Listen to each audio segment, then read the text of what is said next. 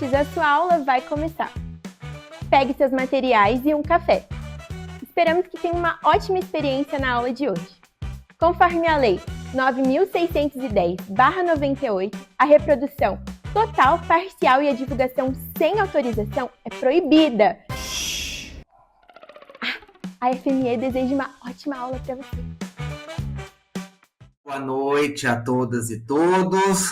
Acho que eu já sou figura conhecida aqui pela escola e dos eventos, né? Já participei de vários congressos e estou docente em algumas disciplinas, de alguns cursos aqui da escola desde o ano passado.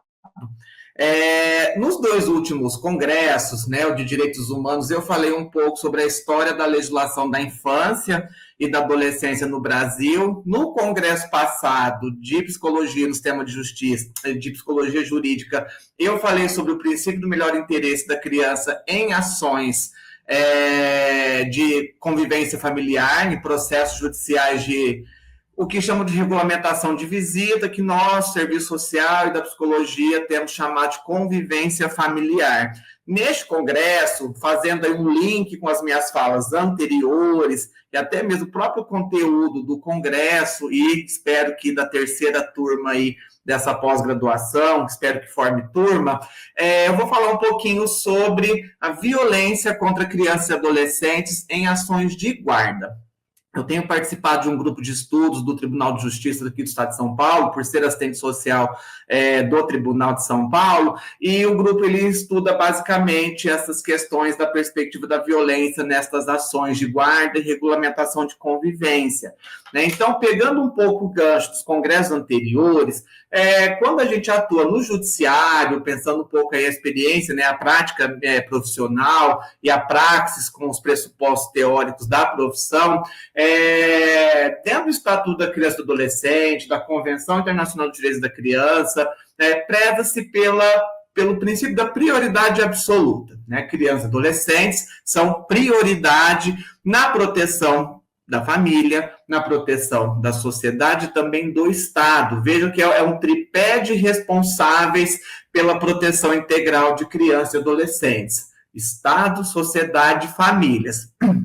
Muitas vezes o Estado viola direitos, a sociedade viola direitos, e a família, que em tese, né, numa visão romântica, seria a base da proteção e tudo mais, nem sempre isso acontece, né? A gente romantiza muito o Instituto Família como se fosse ali o berço da proteção, da acolhida, do amor, e infelizmente em muitos casos não acontece, né? E principalmente quando há litígio, né, conflitos aí entre os adultos, entre o casal que está se separando, entre ali as pessoas que não vão mais conviver juntas maritalmente, seja pelo casamento civil ou pela união estável. E aí vem o desafio do Poder Judiciário, né, enquanto órgão de justiça, se fazer valer nestes casos de disputas aí, de guardas que envolvem crianças e adolescentes, né? Então, quando a gente fala no princípio do melhor interesse da criança,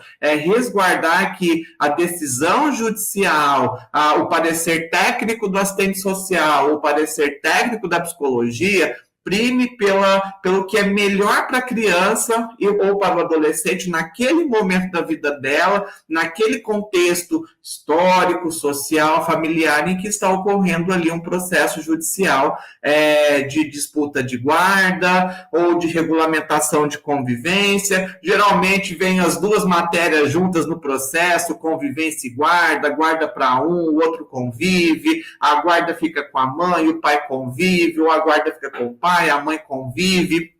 Tem várias possibilidades, guardas entre avós, ou enfim, terceiros, tem uma série de possibilidades de ações de guarda envolvendo familiares ou mesmo terceiros. Aqui eu vou focar mais nas relações de divórcio, que vem aí, consequentemente, as ações de guarda. Mas, Anabela, por que a ação de guarda, entrar com uma ação na justiça para disputar guarda? Isso já não deveria ser definido em comum acordo entre o pai e a mãe, entre os pais ou as mães que estão ali dissolvendo as suas uniões? Deveria ser, né? Só que, assim, pensando nas relações humanas, as relações interpessoais, as questões do amor, da traição, da frustração, enfim, as questões subjetivas e objetivas que perpassam a vida social entre pessoas, entre casais, etc., nem sempre são frutíferas, nem sempre são boas. Então, muitas vezes, as relações, ali, a união dos casais, ela vai se dissolvendo de forma muito traumática, com muitas feridas, com muito ressentimento, enfim, as dores do fim do relacionamento. Não é comum, não é sempre em que aquele casal vai dissolver a união de forma amistosa, às vezes até o consenso mútuo do fim do relacionamento, mas muitas vezes as feridas não são bem cuidadas, né?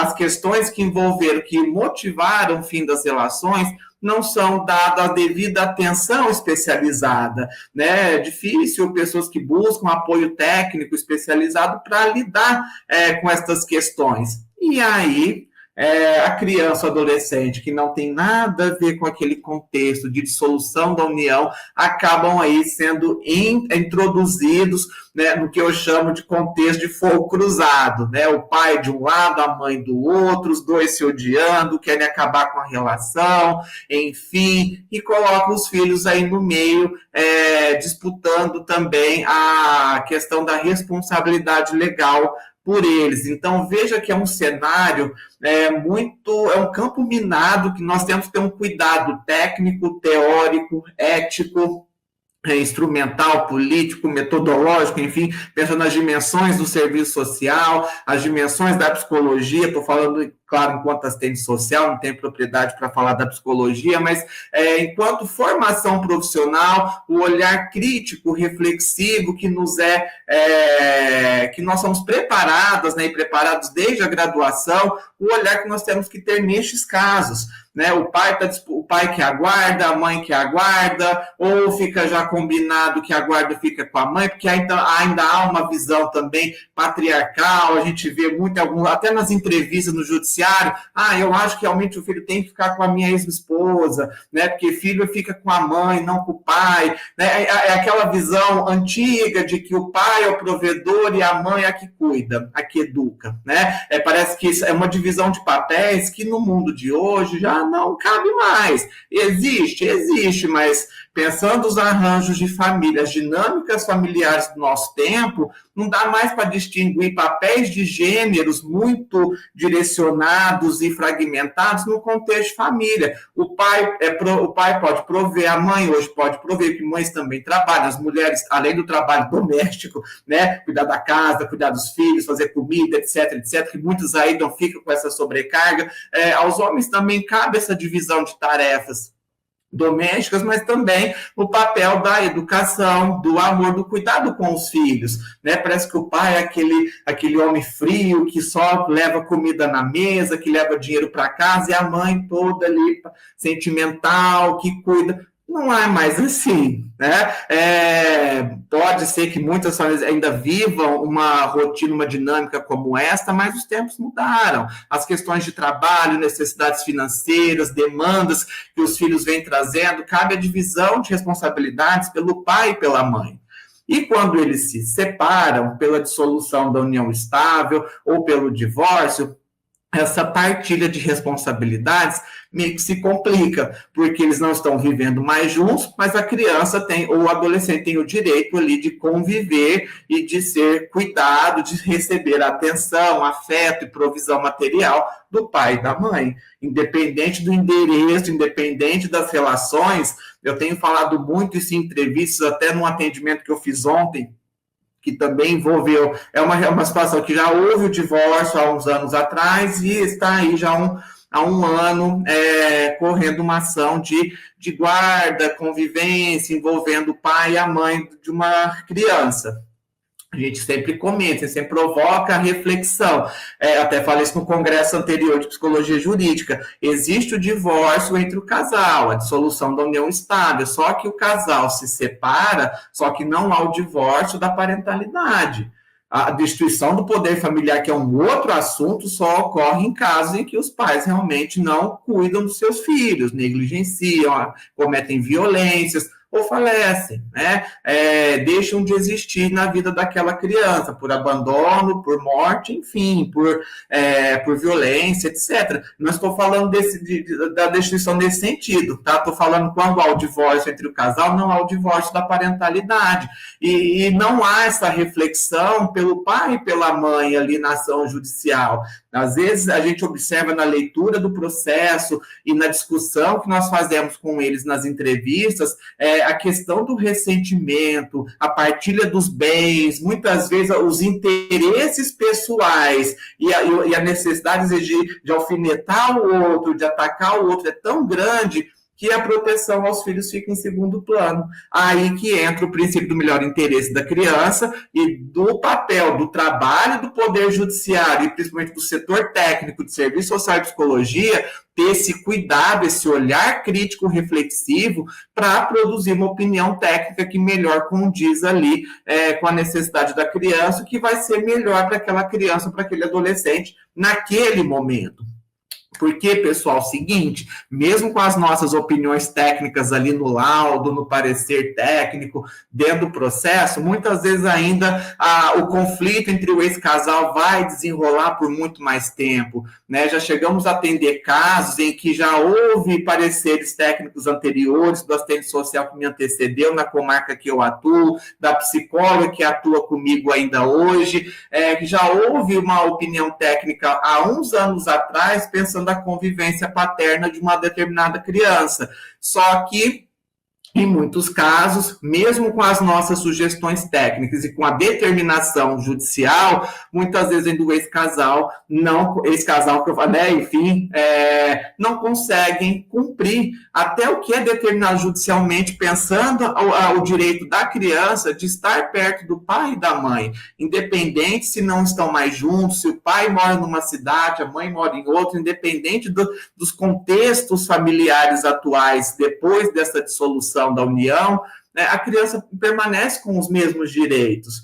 Cabem aos pais se organizarem para garantir que o filho ou a filha, criança ou adolescente, conviva com os dois de forma o mais próximo da igualdade possível. É claro que vai ter mais convivência com o lado familiar que a criança vai fixar residência, seja a guarda com a mãe ou a guarda com o pai, e vai ter um menor período de convivência aí com o outro lado que vai ficar somente com o regime de convivência, seja o pai ou a mãe. Tanto que a gente observa, às vezes, processos em que a pessoa entrou com uma ação judicial, se divorciou quando a criança era bebê, né? Foi determinado um regime de convivência apropriado pela idade da criança, a criança é bebê de colo, mamava ainda, dorme cedo, enfim, não dava para ter pernoite, às vezes com o pai, por conta da dinâmica ali que envolve o cuidado com o bebê, a criança cresce, aí as necessidades mudam, vê-se a necessidade de ter mais convívio com a criança, porque a criança está crescendo, está se desenvolvendo e está também ali elaborando as suas percepções de si, do mundo, da família, do que está acontecendo com os pais, por que não moram juntos, o que está acontecendo. A criança, o ser vai crescendo, o ser humano vai crescendo e vai construindo habilidades de reflexão. O que uma criança de 5 anos, 4, 3, 2, muitas vezes não entende, lá com 10, 11, 12, já vai ter uma outra noção, uma outra percepção. Tanto que até quando a gente escuta, e nesses casos, é primordial também que nós, técnicos judiciários, possamos ouvir as crianças e adolescentes.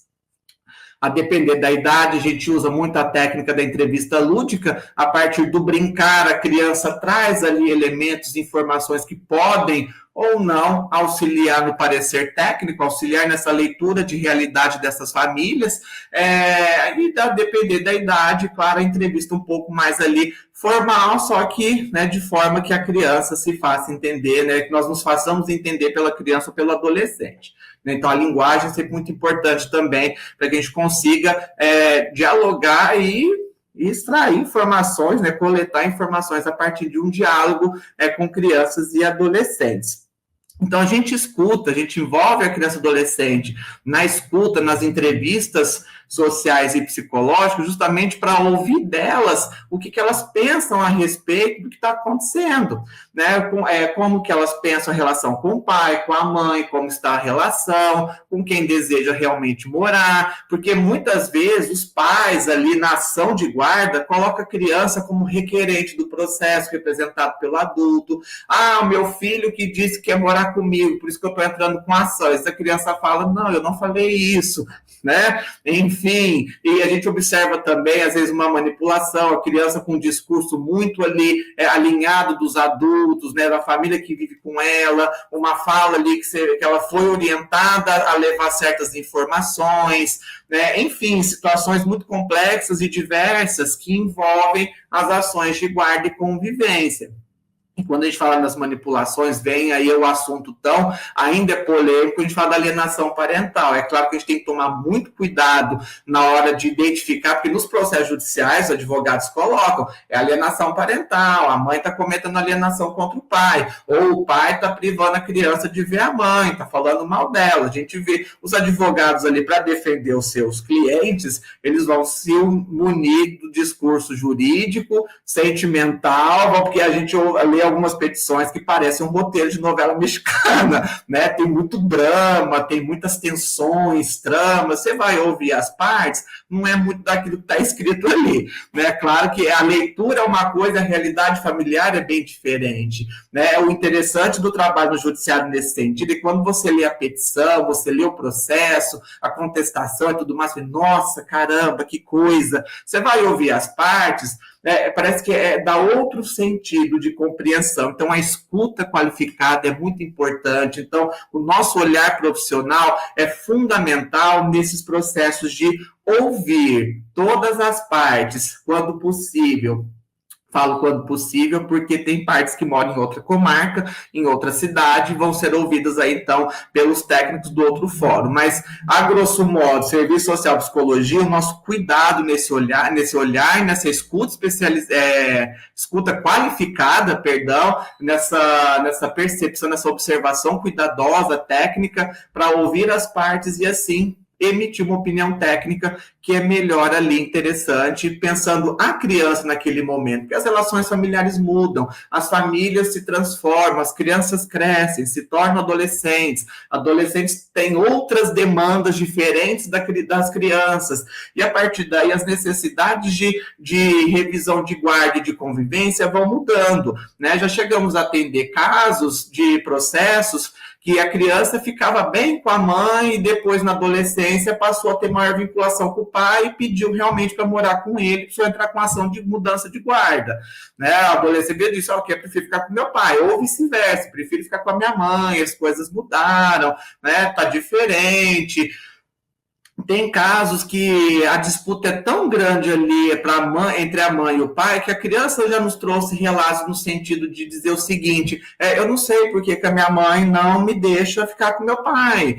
Tem pais ou tem mães que nessa organização de rotina pedem para conviver com os filhos durante a semana, busca na escola, leva no projeto de esporte, leva em algum outro lugar, mas leva a criança para passear depois da escola, depois entrega na casa do guardião, de fato, esse final de semana alternado, que é com pernoite, tem casos que não permite pernoite, mas vejam que a depender de cada situação e de cada perfil de criança ou de adolescente, os pais ali requerem, e muitas vezes o que eles pedem é muito razoável, está dentro do dever deles de cuidar e do direito à convivência, né? Mas aí vem as questões litigiosas, né? Os conflitos, feridas que passam-se os anos do divórcio e as questões não, e a poeira não abaixa, aquele calor todo não diminui, não esfria, que ainda persiste, né? Então já foram várias situações em que o pai, por exemplo, ou a mãe, entra com uma ação judicial para conviver com a criança ainda bebê, depois que a criança cresce, entra com uma outra ação para rever o regime de convivência, porque não tem comum acordo com a parte que tem a guarda dela,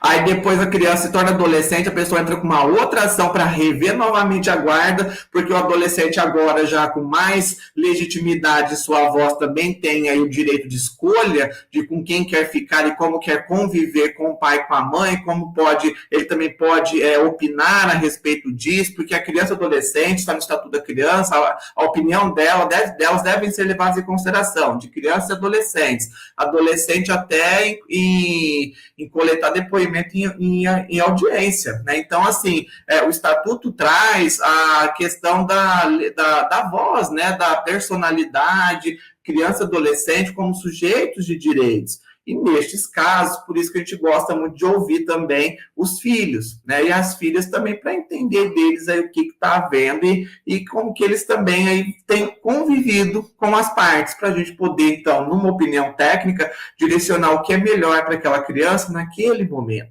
Já deixando bem evidente para o promotor e para o juiz que aquele parecer nosso, ele representa aquela realidade, aquele momento da vida ali dos pais e dos filhos, né? Que pode ser que futuramente mude. Às vezes o processo também, a morosidade do judiciário é outro ponto crítico, né? Que nós temos que pensar. Demora-se tanto para haver para ocorrer uma apreciação dos nossos pareceres pelo Ministério Público e pelo juiz, que passam-se meses ou mesmo até mais de um ano, não houve uma decisão a respeito do nosso parecer, aí o processo vai para apreciação do promotor, do juiz, eles pedem novo estudo social e psicológico, entendendo que às vezes aquela realidade não é mais a mesma, realmente não é. Já chegamos a atender casos que, como não houve consenso entre as partes, mesmo depois de um parecer nosso, que o processo voltou depois de quase um ano e nós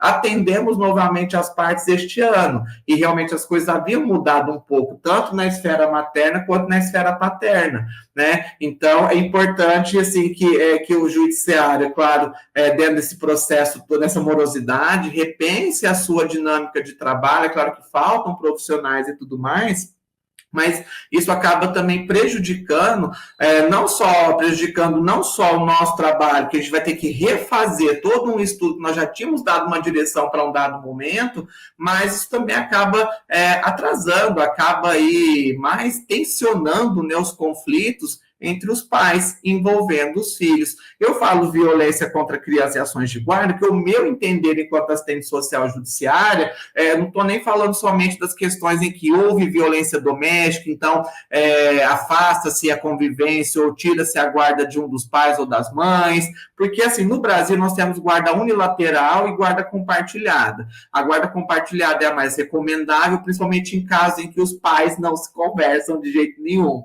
A legislação entende que seria uma forma de fazê-los dialogarem, pelo menos pensando na necessidade dos filhos, e as outras questões aí afetas à vida particular de cada um seguindo a sua vida normalmente, mas pensando os filhos, a obrigação mínima de uma comunicação não violenta, que dificilmente ocorre, por isso que vem muitas vezes processos de guarda, revisão de guarda, enfim, mudança de guarda para o judiciário, juntamente com regulamentação de convivência, porque não há essa comunicação mesmo, a legislação falando que deveria ter, né?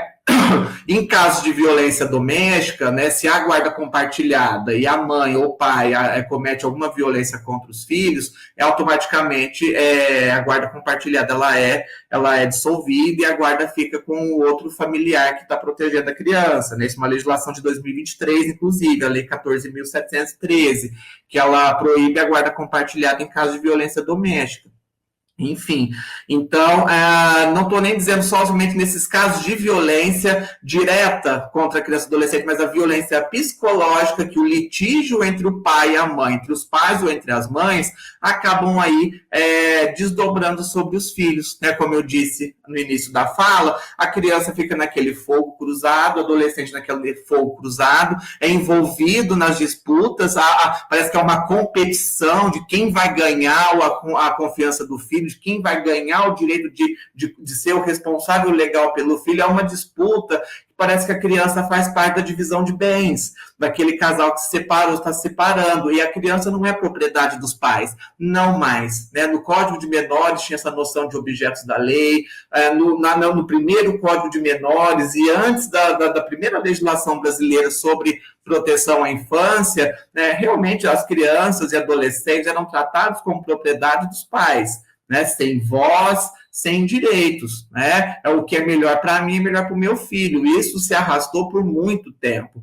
E não é mais assim, ou não deveria ser mais assim. E a legislação já trata do princípio da personalidade da criança e do adolescente, justamente para nos auxiliar no pensamento técnico, jurídico, teórico, ético, de que a criança tem voz, ela tem direitos, a opinião dela deve ser levada em consideração, e é importante que nós consigamos aí ouvir todo mundo e pensar no que é melhor para a criança e para tentar apaziguar os conflitos entre os pais.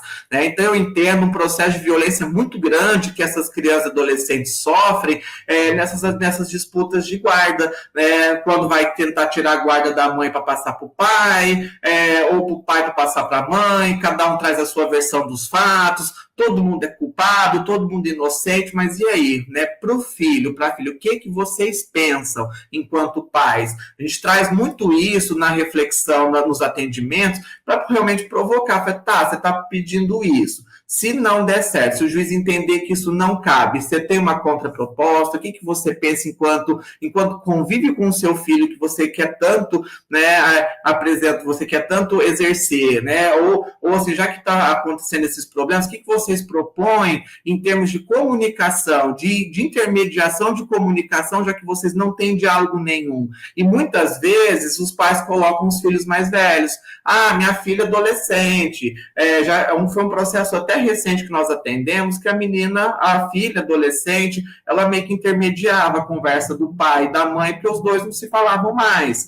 E não é justo também colocar filhos, né, os filhos adolescentes, como mediadores de conflitos ou mediadores aí para garantir a convivência dela e do irmão mais novo, do irmão mais velho, enfim, não sei, enfim, um exemplo, com o pai e com a mãe. Não cabe aos filhos, adolescentes, por exemplo, serem mediadores de comunicação, porque os pais se odeiam, ou não se conversam mais, ou não conseguem nem um olhar na cara do outro, né?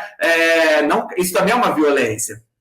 Parece algo, não é, né? A filha está ajudando, não cabe a ela esse papel de cuidado com os irmãos. Ou a questão do afeto, o irmão mais velho cuida do irmão mais novo. Uma questão de afeto é diferente de uma posição dentro de um contexto de litígio, de conflitos, de situações mal resolvidas. Não cabem aos filhos esse trabalho, esse papel. Os filhos, cabem aos filhos o dever, né, de respeito, de ir à escola, enfim, os deveres enquanto cidadãos de informação e o direito delas de conviver em pé de igualdade com os pais e de viver o afeto e não só a provisão material.